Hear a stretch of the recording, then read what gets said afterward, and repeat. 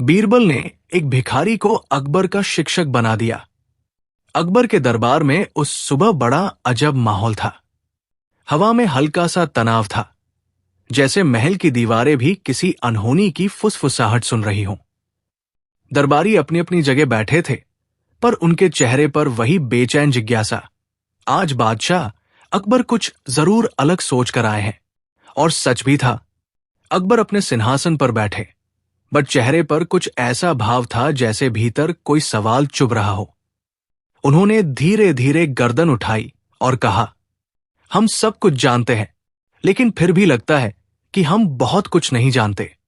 दरबार में हल्की सी खुसर फुसर हुई। बादशाह के दिमाग में जब ऐसे दार्शनिक सवाल आ जाए तो डर और सम्मान दोनों एक साथ बढ़ जाते हैं। अकबर ने आगे कहा, आज सुबह एक अजीब बात हुई। मैंने एक भिखारी को रास्ते पर देखा। वो मेरे सामने से गुजरा और बोला, बादशाह सलामत, आपको सीखने की बहुत जरूरत है। फिर वो हंसकर चला गया। दरबार चौंक गया। बादशाह अकबर का अपमान, वो भी एक भिखारी द्वारा। अकबर ने भौहें चढ़ाई।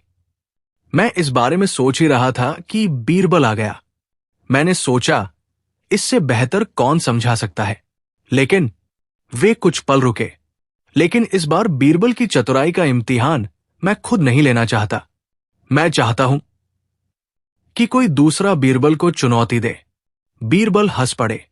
जहां पनाह, चुनौती तभी मजेदार होती है जब उसमें जोखिम हो। लेकिन यहां बात चुनौती की नहीं, सीख की है। सीख कभी नीचे वाले से भी मिल सकती है। अकबर ने आह भरी, बीरबल, तुम समझ ही गए हो। मैं चाहता हूं कि वो भिखारी जिसे देखकर मुझे ऐसा लगा कि उसमें कुछ अजीब सी समझ है, मैं चाहता हूं तुम उसी भिखारी को मेरा शिक्षक बनाओ। मैं उससे सीखना चाहता हूं। यह सुनकर पूरा दरबार स्टंड। बादशाह का शिक्षक एक भिखारी और नियुक्त करेगा। बीरबल ने पल भर तक अकबर की आंखों में देखा। वहां अहंकार नहीं था, बल्कि एक सच्चा इंसानी जिज्ञासु भाव। बीरबल बोले, जहां पनाह, अगर आप सच में सीखना चाहते हैं तो मैं उस भिखारी को खोज लाऊंगा। लेकिन एक बात याद रखिए, यदि वो भिखारी आपका शिक्षक बनेगा तो आपकी परीक्षा रोज लेगा और शायद कभी कभी आपको असहज भी करेगा। अकबर मुस्कुरा दिए। शिक्षक का काम ही यही होता है। और यहीं से शुरू हुई वो कहानी जिसने आने वाले कई दिनों में पूरे मुगल साम्राज्य की जड़ें हिलाकर रख दी। बीरबल महल से निकले, मन ही मन सोचते हुए, कौन था वो भिखारी जिसने बादशाह जैसे व्यक्ति की आंखें खोलने की हिम्मत दिखाई। फतेहपुर सीकरी की गलियां उस समय धूप में पिघलती गर्मी से तप रही थी। लेकिन बीरबल को इस गर्मी से फर्क नहीं पड़ रहा था। उनके मन में उस रहस्यमयी व्यक्ति के प्रति उत्सुकता बढ़ती जा रही थी। कुछ घंटे तलाश करने के बाद वे एक बेहद तंग, संकरी गली में पहुंचे, जहां दीवारों से उतरा पलस्तर और सूखी बदबू उसी वक्त बता देती थी कि ये जगह भूख, गरीबी और संघर्ष की दास्तान है। वहां एक पुरानी चौखट पर एक दुबला-पतला, बिखरे बालों वाला आदमी बैठा था। वही जिसे देखकर कोई भी कह देगा कि ये आदमी तो अपनी खुद की उम्र तक नहीं गिन सकता, किसी और की अक्ल को क्या तराशेगा। लेकिन बीरबल ने कुछ और देखा। उसकी आंखों में एक अजीब सा तेज, एक ऐसा तेज जो केवल बेहद गहरी समझ रखने वालों की आंखों में होता है। बीरबल उसके पास गए। मियां, क्या तुम वही हो जिसने आज सुबह बादशाह से कहा कि उन्हें सीखने की जरूरत है? वो आदमी हंस पड़ा। हंसी भी ऐसी जैसे उसने किसी बड़ी सरल सच्चाई को देखा हो और बाकी दुनिया से उस पर दया आ रही हो। हां, मैंने कहा था। तो क्या हुआ? बादशाह भी इंसान है, उन्हें भी सीखनी चाहिए। मैंने झूठ थोड़े ही कहा था। बीरबल मुस्कुराए। और अगर मैं कहूं कि बादशाह चाहते हैं तुम उनके शिक्षक बनो? वो भिखारी अचानक गंभीर हो गया। हां, बादशाह मुझे अपना शिक्षक बनाएंगे? अगर ऐसा है तो केवल 2 चीजों की जरूरत होगी। पहले, बादशाह अपना अभिमान द्वार पर उतार कर आए, और दूसरा, जो मैं कहूंगा वो वही करेंगे। चाहे कितना भी अजीब क्यों न लगे। बीरबल ने सिर हिलाया। दोनों शर्तें मंजूर होंगी। भिखारी ने आखिरी सवाल पूछा, और तुम तैयार हो अपनी बुद्धिमत्ता को मेरे सामने शर्मिंदा करने के लिए? बीरबल ने हंसकर कहा, मैं तैयार हूं, लेकिन पहले तुम्हें महल चलना होगा। भिखारी खड़ा हुआ, अपनी फटी चादर को कंधे पर पटका और बोला, चलो, आज इतिहास लिखा जाएगा। एक गरीब आदमी एक बादशाह को पढ़ाने जा रहा है। अगला दृश्य, दरबार। सभी दरबारी अपनी मूंछें चबा रहे थे। अकबर सिंहासन पर बैठे बेचैनी से। बीरबल भिखारी को लेकर अंदर आए। भिखारी ने दरबार की ओर देखा, बिना झुके, बिना सलाम किए। वो बड़े आराम से चलकर ठीक अकबर के सामने पहुंच गया और बोला, तुम्हारा नाम क्या है? दरबार उबल पड़ा। ये आदमी बादशाह से उनका नाम पूछ रहा है। अकबर ने मुस्कुराकर कहा, अकबर। भिखारी बोला, अच्छा है, अब याद रखना, जब तक मैं यहां हूं तुम्हें अकबर ही रहना होगा। बादशाह बनने की कोशिश मत करना, क्योंकि बादशाह जो है वो सीखने नहीं आता और अकबर जो है वो सीखने आता है। दरबार बिल्कुल चुप। भिखारी ने अगला वाक्य कहा, और बीरबल, तुम तैयार हो? आज मैं सिर्फ अकबर को नहीं, तुम्हें भी पढ़ाऊंगा। अकबर ने उत्सुकता से पूछा, पहली शिक्षा क्या है? भिखारी ने चारों ओर देखा और बोला, पहली शिक्षा, सच्चाई क्या है? मुझे पूरा दरबार सच्चाई दिखाएगा। आज सभी लोग बिना सोचे जो मन में आएगा बोलेंगे। मैं देखना चाहता हूं दरबार की असली शक्ल। दरबारियों के चेहरों पर डर फैल गया। वे सच तो तभी बोलते हैं जब जान पर बन आती है। बीरबल ने धीरे से कहा, यह कठिन सवाल है। भिखारी बोला, कठिन सवाल ही राजाओं को असली राजा बनाता है। अकबर ने आदेश दिया, सब लोग तैयार रहें, जो ये पूछेगा उसका जवाब देना अनिवार्य है। भिखारी ने एक एक दरबारी की तरफ बढ़कर उनसे सवाल करने शुरू किए। उसका हर सवाल सीधा दिल में चुभता था। पहले प्रश्न हुए, फिर दूसरों की पोल खुलने लगी, फिर हर दरबारी दूसरों पर आरोप लगाने लगा। दरबार अराजकता में डूब रहा था और अकबर सब देख रहे थे, हैरान, चकित और अंतर्मन में गहरे डूबते हुए। बीरबल समझ गए, ये भिखारी साधारण इंसान नहीं, ये किसी बेहद अलग किस्म की बुद्धिमत्ता वाला आदमी है। लेकिन अचानक भिखारी ने अकबर से कहा, अकबर, अब तुम्हारी परीक्षा होगी। किसी का नाम लिए बिना मुझे बताओ, ये दरबार किससे सबसे ज्यादा अपंग है? अकबर ने कुछ कहना चाहा, रुक गए, सोचा, फिर बोले, लालच से। भिखारी मुस्कुराया, गलत। दरबार में फिर खामोशी। भिखारी ने कहा, यह दरबार डर से सबसे ज्यादा अपंग है।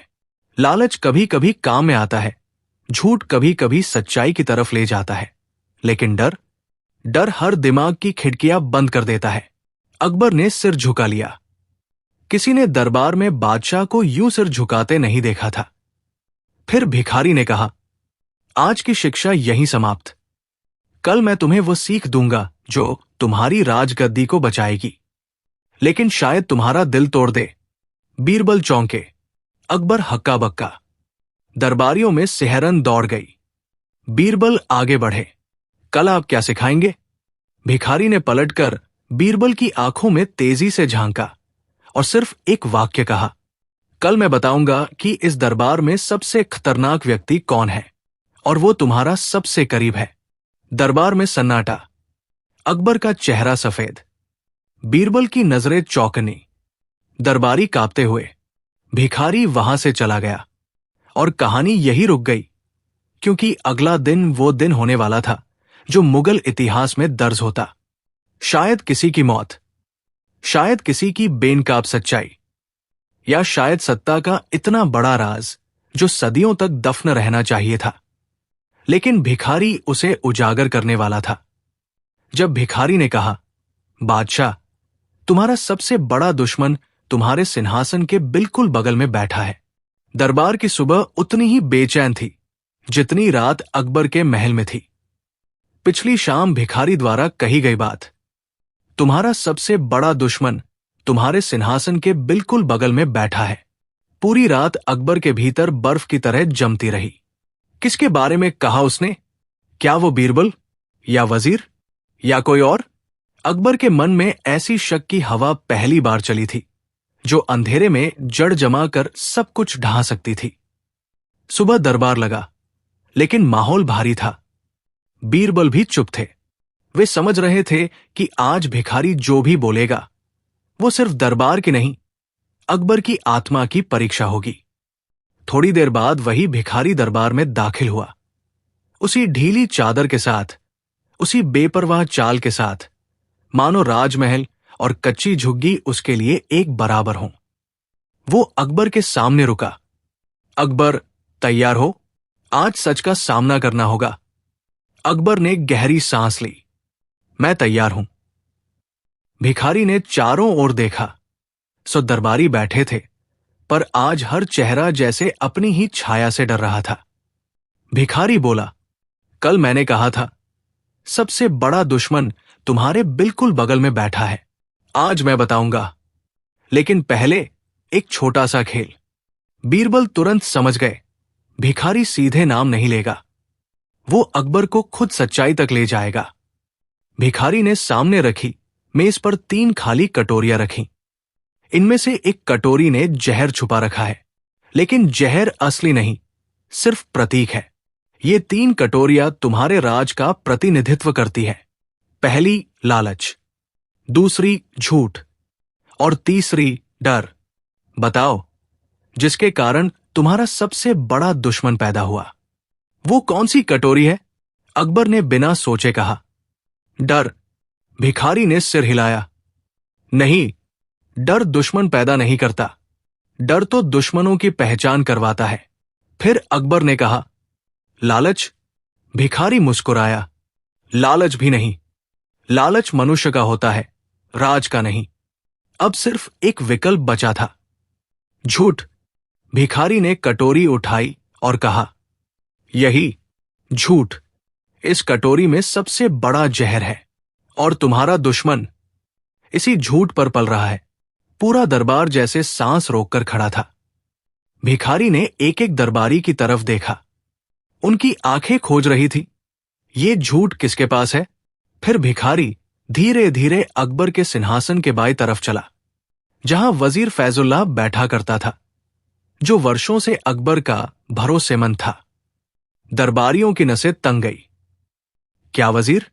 क्या वही दुश्मन? क्या वही झूठ पर जी रहा है? लेकिन भिखारी ने अचानक कदम रोका और हंस पड़ा। नहीं, ये नहीं। वो मुड़कर अकबर के दाईं तरफ आया, जहां बीरबल बैठे थे। अब माहौल और भारी हो गया। क्या वो बीरबल पर आरोप लगाने वाला है? बीरबल शांत बैठे रहे, जैसे हवा भी उन्हें हिला नहीं सकती। भिखारी उनके करीब आकर खड़ा हुआ। पूरे दरबार की सांस अटक गई। भिखारी बोला, अकबर, तुम्हारा सबसे बड़ा दुश्मन तुम्हारे बिल्कुल बगल में बैठता है। अकबर का दिल धक से गिरा। वे बोले, कौन है वो?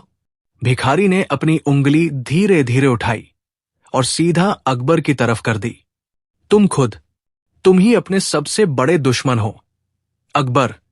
दरबार में तूफान जैसा सन्नाटा फैल गया। अकबर अवाक रह गए। मैं अपना दुश्मन कैसे? भिखारी ने कहा, क्योंकि तुम वो देखते हो जो दिखता है, पर जो सच है उसे देखना बंद कर देते हो। तुम्हें लगा कि तुम्हारा दुश्मन कोई तुम्हारे पास बैठा है। तुमने ये सोचा ही नहीं कि शायद तुम्हारा दुश्मन तुम्हारे भीतर बैठा हो। अकबर चुप। पहली बार वो शब्द रहित थे। भिखारी आगे बोला, तुम्हारा सबसे बड़ा दुश्मन है तुम्हारी शंका, तुम्हारी अहंता और तुम्हारी वही जल्दी निष्कर्ष पर पहुंचने की आदत। वो कोई दरबारी नहीं था, कोई वजीर नहीं, कोई सलाहकार नहीं, बल्कि तुम्हारी वह सोच जो दूसरों पर भरोसा करने से पहले खुद पर भरोसा खो देती है। अकबर ने धीरे से कहा, तो कल तुम जो कहकर गए वो मेरा विश्वास परीक्षा था? भिखारी ने मुस्कुराकर कहा, सीख कभी शब्दों से नहीं आती, सीख चोट से आती है, और कल की रात तुम्हारा दिल टूटा था, इसलिए आज तुम सच सुन पाए। अब भिखारी ने बीरबल की ओर देखा, और बीरबल ने मुस्कुराकर कहा, मैं जानता था जिसे तुम दुश्मन कह रहे हो वो बाहरी नहीं हो सकता, इसलिए मैं चुप रहा। भिखारी ने कहा, और इसलिए तुम अकबर के सच्चे मित्र हो। अकबर उठे, वे भिखारी के सामने आए और बोले, तुमने मुझे सबसे दुर्लभ सीख दी है, अपने ही मन की जंग जीतना। भिखारी बोला, राजा वो नहीं जो दुनिया जीत ले, राजा वह है जो अपने अंदर की अंधेरी गलियों को जीत ले। अकबर ने हाथ जोड़कर कहा, तुम मेरे शिक्षक हो और हमेशा रहोगे।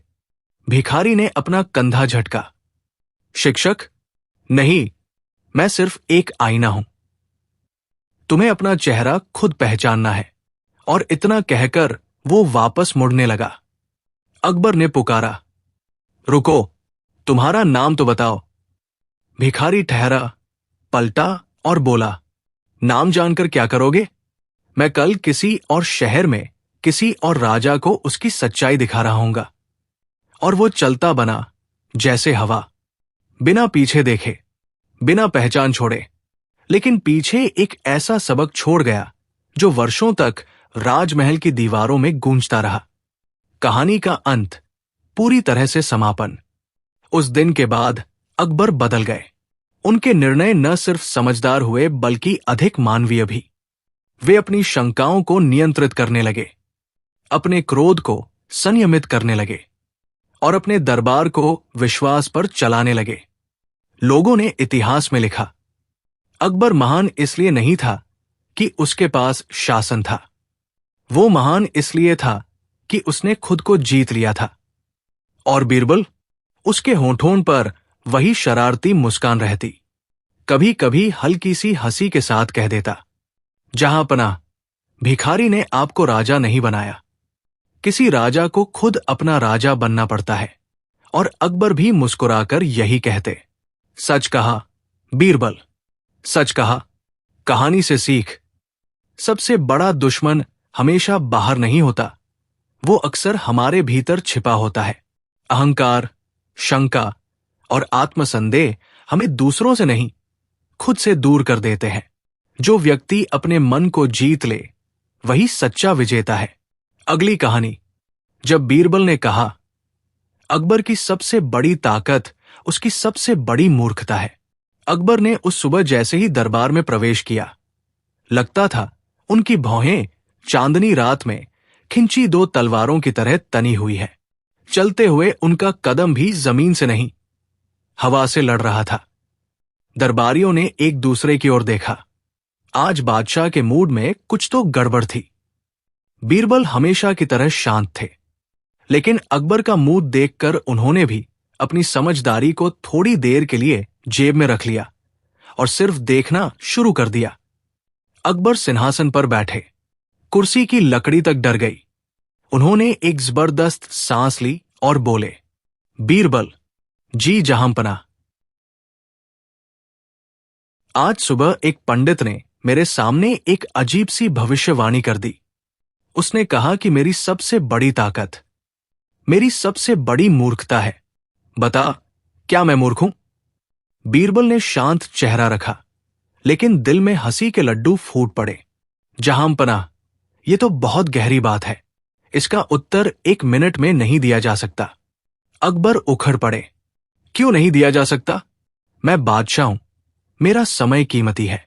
मैं जानना चाहता हूं कि क्या मेरी किसी मूर्खता ने मुझे ताकतवर बनाया है, या ये पंडित झूठा है? बीरबल ने हाथ जोड़कर कहा, जहांपनाह, उत्तर दूंगा, लेकिन ऐसे नहीं, आपको एक अनुभव कराना होगा। अकबर को यह अनुभव शब्द हमेशा परेशानी में डालता था, क्योंकि बीरबल के अनुभवों में अकबर की इज्जत, धैर्य और जूते तीनों एक साथ जोखिम में रहते थे। उन्होंने गंभीरता से कहा, ठीक है, पर इस बार कोई नाटक मत करना। बीरबल ने मुस्कुराते हुए कहा, नाटक? मैं तो बस आपकी बुद्धि के पर्दे खोलता हूं। अकबर ने घूरा, बीरबल मुस्कुराते रहे। बीरबल उठे और बोले, जहांपनाह, 3 लोगों को बुलवाइए, एक ज्ञानी, एक व्यापारी, एक गवई आदमी। अकबर ने आदेश दिया। थोड़ी देर में तीनों दरबार में आए। बीरबल ने तीनों को देखकर कहा, तीनों को एक एक सवाल पूछा जाएगा और अंत में जहांपनाह को बताया जाएगा कि उनकी सबसे बड़ी ताकत, उनकी सबसे बड़ी मूर्खता क्यों है। अकबर ने ताज को ठीक किया और बोले, चलिए शुरू करें। सबसे पहले बीरबल ज्ञानी की ओर गए। महाराज को देखकर आपके मन में पहला विचार क्या आता है? ज्ञानी ने कहा, महाराज न्यायप्रिय, बुद्धिमान, वीर और महान है। अकबर गर्व से चमक उठे। फिर व्यापारी के पास गए। महाराज को देखकर आपको क्या लगता है? व्यापारी ने झट से कहा, महाराज जितने बड़े हैं उतना बड़ा कोई सौदा भी दुनिया में नहीं। अकबर ने आंखें शर्माते हुए झुका ली। उन्हें लगा व्यापारी समझदार है। अंत में गवई आदमी आया। उसकी धोती तिरछी थी और आंखों में सीधी ईमानदार चमक। बीरबल ने पूछा, तुम महाराज को देखकर क्या सोचते हो? गवई आदमी ने ठंडी सांस लेकर कहा, सच पूछो तो लगता है इतने बड़े राजा होकर भी अभी बच्चा सा मन है। पूरा दरबार हक्का बक्का। अकबर का चेहरा ऐसा हुआ जैसे किसी ने शाही हलवे में नमक डाल दिया हो। अकबर गुर्राए, क्या मतलब है तुम्हारा? गवई आदमी बोला, जहांपनाह, आप दिल से साफ है। कभी कभी इतने साफ कि लोग आपको थोड़ा सा मूर्ख समझ लेते हैं, पर यही साफ दिल, यही मूर्खता आपकी सबसे बड़ी ताकत है। अकबर अचानक शांत हो गए। बीरबल गवई आदमी की बात सुनकर मुस्कुराए। बात वही थी, बस शब्द और तरीके अलग थे। अब बीरबल अकबर की ओर मुड़े। जहांपनाह, यही वो सच है जिसे आप सुनने के लिए तैयार नहीं थे। आपकी मूर्खता आपकी मासूमियत है। आप ये मान लेते हैं कि हर व्यक्ति दिल से साफ है। यही बात आपको कई बार धोखे दिलाती है। अकबर उदास से हो गए। तो ये मेरी कमजोरी है? नहीं जहांपनाह, कमजोरी और ताकत के बीच केवल परिस्थिति का फर्क होता है। आपका साफ दिल होना ही वो कारण है कि लोग आपकी ओर आकर्षित होते हैं, आपकी इज्जत करते हैं, आपसे जोड़ते हैं। अगर आप चालाक होते, अगर आप धोखे में यकीन रखते, अगर आप हर जगह शंका करते, तो आप कभी इतने बड़े राजा नहीं बनते। अकबर थोड़े नरम पड़े। तो क्या पंडित ने ठीक कहा? बीरबल ने कहा, उसने सिर्फ आधा सच कहा था, बाकी आधा सच। अब मैं बताता हूं। अकबर उत्सुक होकर बोले, वो क्या? बीरबल धीमे स्वर में बोले, जहांपनाह, आपकी सबसे बड़ी ताकत आपकी सबसे बड़ी मूर्खता जरूर है, लेकिन आपकी सबसे बड़ी मूर्खता कभी कभी आपकी सबसे बड़ी मुसीबत भी बन जाती है। अकबर की आंखें फैल गई। बीरबल के शब्दों में कोई अलग ही गहराई थी। उनकी आवाज कांप गई। क्या अभी भी मेरी कोई मूर्खता किसी मुसीबत को बुला रही है? बीरबल ने एक पल रुककर कहा, हां जहांपनाह, और वो मुसीबत आपके बहुत करीब है। अकबर की सांस अटक गई। पूरे दरबार में तनाव दौड़ गया। कौन है वो? बीरबल धीरे से आगे बढ़े, अकबर के करीब आए और बोले, वो व्यक्ति अभी आपको देख रहा है। अकबर का दिल धड़क उठा। दरबारियों की गर्दनें इधर उधर घूमने लगी। कौन? कहा। किसके चेहरे पर क्या भाव है? अकबर ने चिंतित स्वर में कहा। बीरबल, तुम बात घुमा क्यों रहे हो? साफ साफ बताओ, वो मुसीबत कौन है? कौन है वो जो मेरी साफ दिल मूर्खता का फायदा उठा रहा है? बीरबल ने एक गहरी सांस ली और पूरी शांति से कहा, जहांपनाह, वो व्यक्ति आपके बिल्कुल। वो रुक गए। अकबर की धड़कन और तेज हो गई। सामने है, अकबर ने घबराकर कहा। कौन? कौन है वो सामने? बीरबल ने धीरे से अपनी उंगली उठाई और जिसे देखते ही दरबार में दहशत फैल गई। वो उंगली सिंहासन से ठीक सामने बैठे एक व्यक्ति की ओर उठी। वो व्यक्ति जिसने महीनों से अकबर के दिल में जगह बनाई थी, जिस पर वे सबसे ज्यादा भरोसा करने लगे थे, जिसके बारे में किसी ने कभी शक नहीं किया था। वो था राजकीय ज्योतिषी देवाचार्य हरिकेश। हरिकेश का चेहरा पीला पड़ गया। अकबर की आंखें लाल आग बन गई। बीरबल आगे बढ़े और बोले, जहां पनाह, अगर आप आज नहीं जानेंगे कि यह व्यक्ति आपकी ताकत को आपकी सबसे बड़ी मुसीबत बनाने वाला है, तो बहुत देर हो जाएगी। अकबर फट पड़े। हरिकेश, तुमने क्या किया है? हरिकेश कांप गया। दरबार में घुटन सी फैल गई। अकबर उठकर खड़े हो गए। तुरंत बताओ, नहीं तो अभी इसी दरबार में फैसला सुनाऊंगा। हरिकेश के होंठ कांपे। वो कुछ बोलना चाहता था, लेकिन तभी बीरबल ने हाथ उठाकर अकबर को रोका। जहां पनाह, इसका जवाब अभी नहीं मिलेगा। अकबर चौंक गए। क्यों नहीं? बीरबल गंभीर स्वर में बोले, क्योंकि अभी हरिकेश ही आपको खतरा नहीं है। पूरे दरबार का खून सूख गया। अकबर ने कांपती आवाज में पूछा, तो और कौन? बीरबल ने सिंहासन के पीछे की ओर देखा और धीमे स्वर में बोला, जहां पनाह, आज का सबसे बड़ा खतरा अभी हम सब के पीछे आ चुका है। दरबारियों की रीढ़ में बर्फ दौड़ गई। अकबर ने धीमे स्वर में कहा, कौन? बीरबल ने धीरे धीरे मुड़कर कहा, वो व्यक्ति जो आपकी सबसे बड़ी मूर्खता का पूरा फायदा उठाने आया है।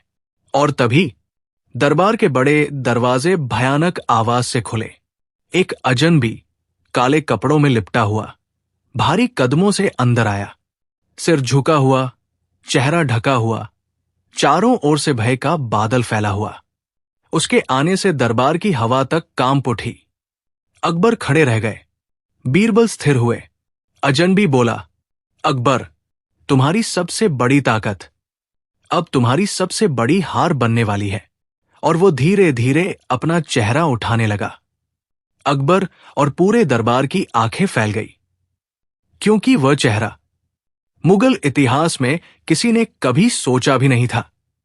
कहानी यही रुकती है, सांस वही अटकती है, और सच अभी सामने आना बाकी है। जब नकाब उठा और पूरा साम्राज्य एक ही पल में हिल गया। जैसे ही नकाब जमीन पर गिरा, दरबार में ऐसा सन्नाटा छा गया मानो हवा भी रुक गई हो। सभी की निगाहें उस चेहरे पर टिक गई। एक ऐसा चेहरा जिसे देखने की किसी ने कल्पना तक नहीं की थी। अकबर की आंखें फैल गई। बीरबल के होंठों पर आधी सी मुस्कान आकर जम गई, और बाकी दरबारी अपनी जगह से हिल भी नहीं पाए।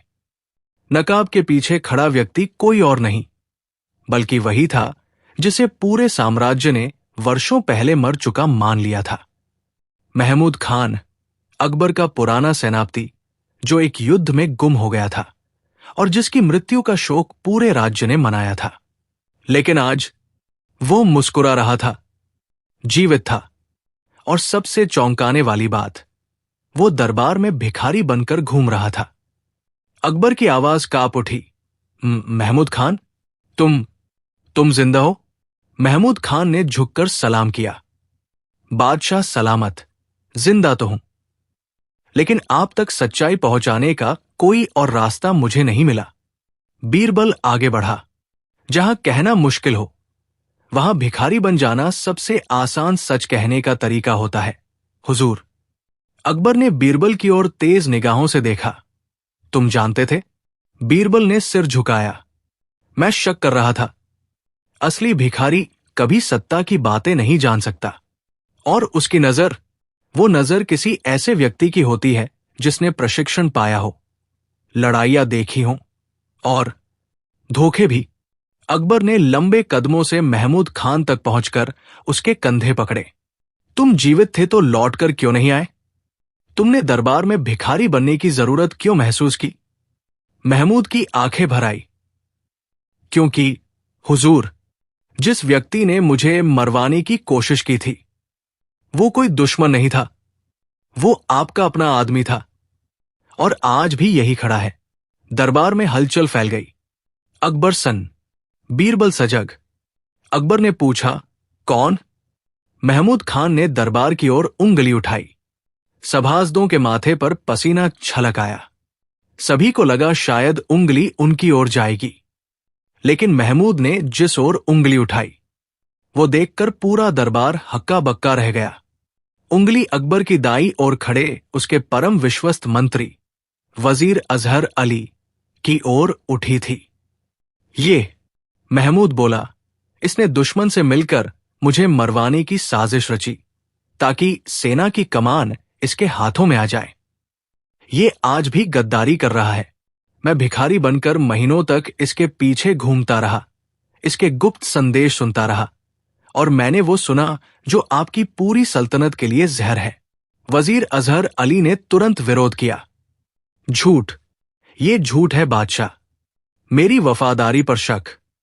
बीरबल ने बीच में ही कहा, अगर बिना अपराध के किसी की आवाज कांपने लगे तो समझ जाइए कि अपराध भीतर कहीं छिपा हुआ जरूर है। वजीर और घबरा गया। अकबर ने आदेश दिया, सबूत। महमूद खान ने अपनी कमर से वो छोटा सा चर्मपत्र निकाला जिसे वो महीनों छुपाकर रखता आया था। ये दुश्मन राज्य का पत्र है जिसमें अजहर अली को सेना की गोपनीय योजनाएं देने के बदले कश्मीर की गद्दी का वादा किया गया है। अकबर गुस्से से कांप उठा। पूरे दरबार में फुसफुसाहटें फैल गई। अकबर ने गार्डों को आदेश दिया, अजहर अली को गिरफ्तार करो। अजहर अली घुटनों पर गिर गया। हुजूर, मैं फंसा हूं। यह सब बीरबल और महमूद का षड्यंत्र है। बीरबल शांत स्वर में बोला, अगर सच को झूठ कहने से बचाव हो जाता तो दुनिया में कोई अपराधी बचा ही न रहता। अजहर को सैनिकों ने पकड़ लिया। महमूद खान की आंखें भर आई। सालों की चुप्पी आज टूट रही थी। अकबर ने भावुक होकर कहा, तुमने मुझे बचाया महमूद, मैं तुम्हारा ऋणी हूं। महमूद मुस्कुराया, बादशाह सलामत, मैं आपका वफादार था, हूं और रहूंगा, लेकिन असली धन्यवाद बीरबल को दीजिए। अगर यह न होता तो मैं कभी आपकी नजरों तक नहीं पहुंच पाता। अकबर ने बीरबल को गौर से देखा। बीरबल, तुमने पहले क्यों नहीं बताया कि यह भिखारी असल में महमूद है?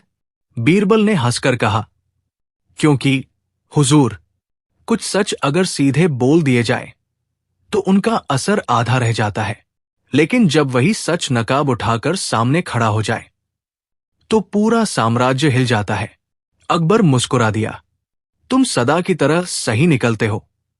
सब कुछ शांत होता जा रहा था, लेकिन तभी महमूद खान अचानक घुटनों पर गिर पड़ा। उसकी सांसें भारी हो गई। बीरबल झुककर बोला, क्या हुआ? महमूद ने कांपती आवाज में कहा, मैं अकेला नहीं आया हूं। मुझे सिर्फ एक काम पूरा करने के लिए कुछ लोगों ने जिंदा छोड़ा था, क्योंकि उनका असली निशाना दरबार का कोई और है। अकबर ने पूछा, कौन?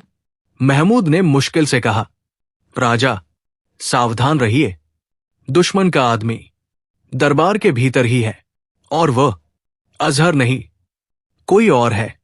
पूरा दरबार फिर दहल गया। सैनिक सतर्क, अकबर स्तब्ध। बीरबल की नजरें तेज हो गई। अब मामला कहीं बड़ा था।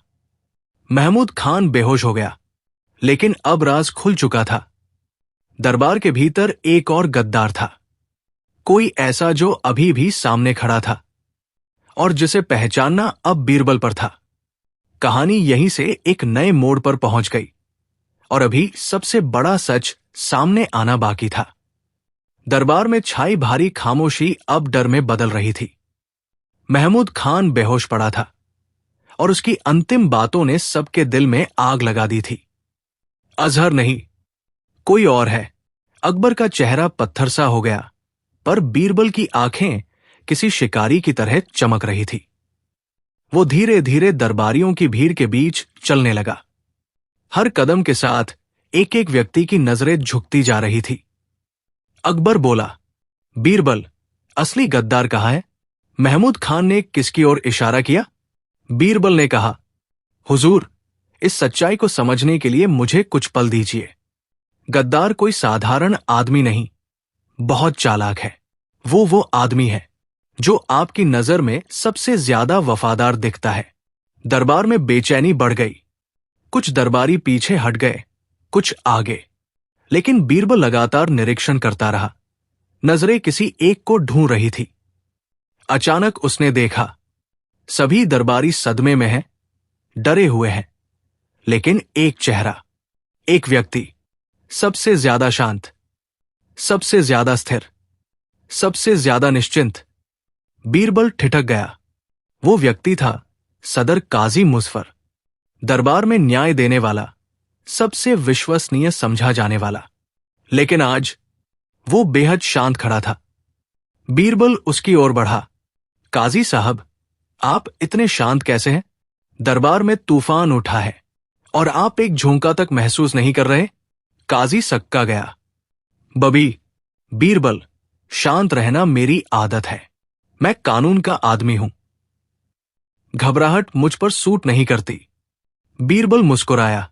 वही बात तो है, घबराहट हमेशा अपराधी छुपाता है और कभी कभी उसे ओढ़ लेता है। लेकिन आप तो बिल्कुल नहीं घबराए। क्यों? काजी खामोश। उसका चेहरा कठोर होने लगा। बीरबल ने एक घातक वार किया। काजी साहब, अगर आपको कुछ भी मालूम नहीं, तो जब महमूद खान ने कोई और कहा, तब आपने अचानक अपने गले पर हाथ क्यों रखा था? काजी का रंग उड़ गया। दरबार में हलचल। अकबर के चेहरे पर तनाव की लकीरें। बीरबल आगे बोला, ये एक छोटी सी हरकत थी, लेकिन इसी ने आपको पकड़ा दिया। अपराध मन में हो तो चेहरा उसे छुपा नहीं पाता। गले पर हाथ ऐसे जाता है जैसे अपराध वहां दबा हो। काजी ने तलवार निकालकर भागने की कोशिश की, बट सैनिकों ने रास्ता रोक दिया। अब वो बुरी तरह फंस चुका था। काजी गरजकर बोला, हां, मैं ही हूं असली गद्दार। अजहर तो मेरा मोहरा था। सारी योजना मैंने बनाई। मैंने ही महमूद को मरवाने की कोशिश की। मैंने ही सीमाओं की सूचनाएं विरोधी राज्यों को दी, क्योंकि बादशाह को गिराने का असली हक मेरा था। अकबर क्रोध से कांप उठा। तुमने अपने ही राज्य को बेचने की कोशिश की? काजी ने दांत भींचे। हां, क्योंकि आप न्याय नहीं, दया से राज करते हैं, और मैं ईर्ष्या का शिकार हो गया।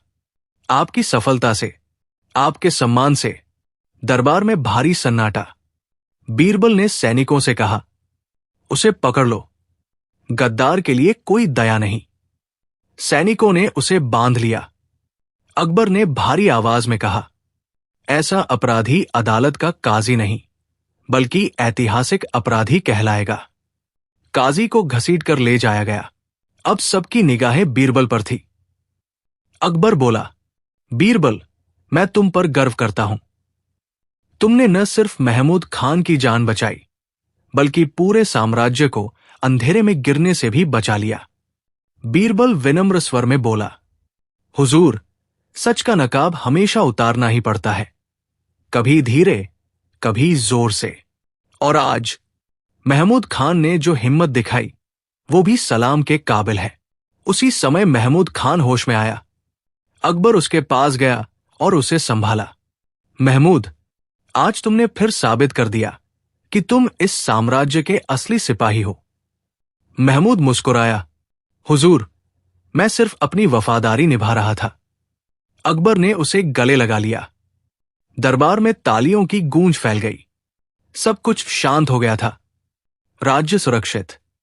गद्दार पकड़ा गया और बीरबल की बुद्धिमत्ता ने फिर एक बार साम्राज्य को टूटने से बचा लिया। कहानी समाप्त। कहानी से सीख, विश्वास अंधा नहीं होना चाहिए। सबसे शांत चेहरे भी भीतर गद्दारी छुपा सकते हैं। सच हमेशा सामने आता है, चाहे देर से ही सही। और बुद्धिमानी वही है जो संकट के समय सही व्यक्ति और सही मंशा पहचान सके। अगली कहानी। अकबर ने कहा, बीरबल, तुम मेरे बिना बेकार हो। बीरबल ने कहा, तभी तो सब तुम्हें मुझसे पहचानते हैं। दरबार लगा हुआ था और माहौल अजीब सा भारी। अकबर का चेहरा साफ बता रहा था कि आज उसका मूड कुछ ठीक नहीं। वो बार बार अपनी तलवार की मूठ थपथपा रहा था, जैसे कोई बात उसे भीतर ही भीतर खाए जा रही हो। बीरबल ने आते ही ये महसूस कर लिया, पर चुपचाप अपनी जगह खड़ा रहा। अकबर ने अचानक गुस्से में कहा, बीरबल, तुम्हें पता है तुम मेरे बिना बिल्कुल बेकार हो। पूरा दरबार ठिठक गया। ऐसा वाक्य किसी ने सोचा भी नहीं था।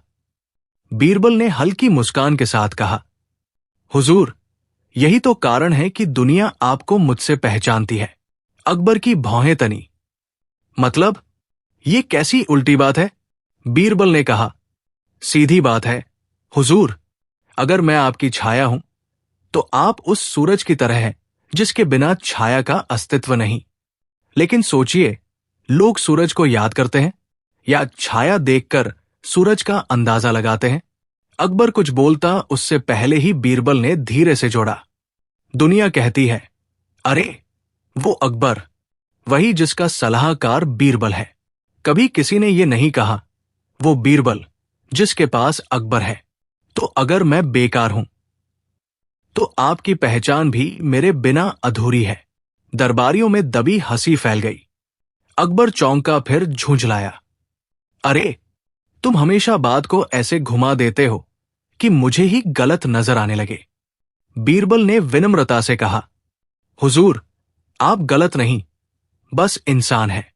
और इंसान तब चिड़चिड़ा होता है जब उसे लगता है कि दुनिया उसे कम आंक रही है। अकबर ने गहरी सांस ली। हूं, सही बोला, लेकिन आज सुबह एक अजीब बात हुई। महल के बाहर दो लोग बहस कर रहे थे। एक कह रहा था, अकबर महान है। दूसरा बोला, नहीं, बीरबल महान है। मैंने सोचा, ये कैसा अपमान है? मेरा नाम लेकर कोई दूसरा मुझसे ज्यादा महान कैसे हो सकता है? बीरबल मुस्कुराकर बोला, हुजूर, महानता वही है जिसकी तुलना हो सके।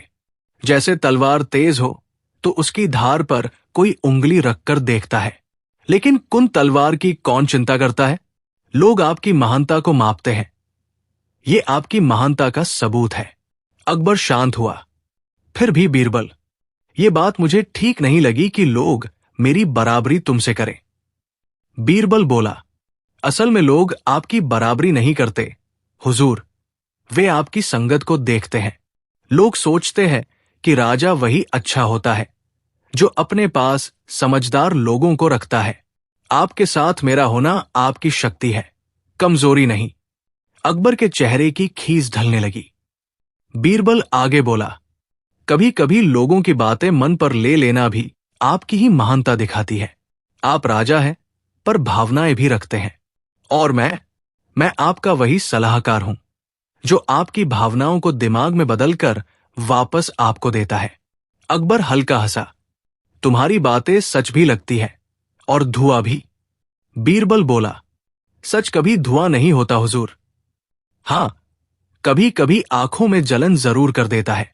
अकबर मुस्कुरा उठा, ठीक है, ठीक है, चलो ये बताओ, क्या मैं वाकई तुम्हारे बिना बेकार नहीं हूं? बीरबल ने कहा, हुजूर, आप मेरे बिना भी बादशाह हैं, पर मैं आपके बिना बीरबल नहीं। लेकिन अगर मैं आपके बिना कुछ नहीं हूं तो आप मेरे बिना कम भी नहीं, बस अकेले जरूर हो जाएंगे। अकबर ने भावुक होते हुए कहा, तो तुम ये कहना चाहते हो कि हम एक दूसरे को पूरा करते हैं? बीरबल ने सिर झुकाया, मैं कहना चाहता हूं कि हम एक दूसरे को समझदार बनाते हैं। अकबर हंसा और दरबार ने राहत की सांस ली। पर तभी महल के बाहर उथल पुथल मच गई। सैनिकों की भागदौड़ शुरू हो गई। एक दहशत भरी आवाज गूंजी, बादशाह सलामत। महल का खजाना रात में रहस्यमयी तरीके से खाली हो गया। अकबर उछल पड़ा, क्या, पूरा खजाना? सैनिक हाफते हुए बोला, जी हुजूर, एक सोने का सिक्का भी नहीं बचा। अकबर ने बीरबल की ओर देखा।